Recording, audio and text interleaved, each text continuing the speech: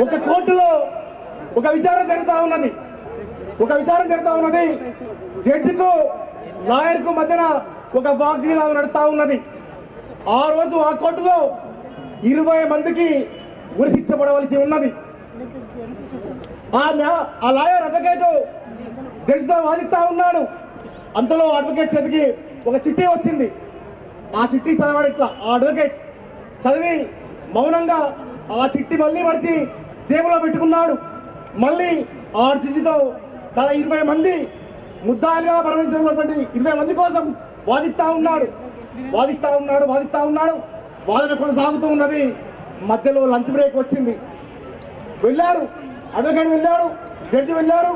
అక్కడ స్టాఫ్ రూమ్లో వచ్చి తింటూ ఉన్నప్పుడు ఆ జడ్జి గారు అడ్వకేట్ని అడిగారు, అయ్యా ఇంతకుముందు మీకు చిట్టి వచ్చింది కదా, ఆ చిట్టి ఏమిటి అని. ఆ అడ్వకేట్ నవ్వుతూ సమాధానం చెప్పాడు, నా కొడుకు చనిపోయాడు. అయ్యా మీ కొడుకు చనిపోతే మీరు కోర్టు విడిచి వెళ్ళవచ్చు కదా, ఆ 20 మందికి శిక్ష పడితే మీకేంటి, పడకపోతే మీకేంటి అన్నాడు. నా కొడుకు ఎలాగైనా చనిపోయాడు, నేను వెళ్ళినా వెళ్ళకపోయినా నా కొడుకు తిరిగి రాడు. కానీ అన్యాయంగా దుర్మార్గంగా ఈ దేశంలో ఉన్నటువంటి కుల వ్యవస్థ కారణంగా 20 మందికి ఉరిశిక్ష పడితే అది నేను చేసిన నిరవతం చెప్పాడు. ఎవరు చెప్పారు ఈ మాట? డాక్టర్ బాబాసాహెబ్ అంబేద్కర్.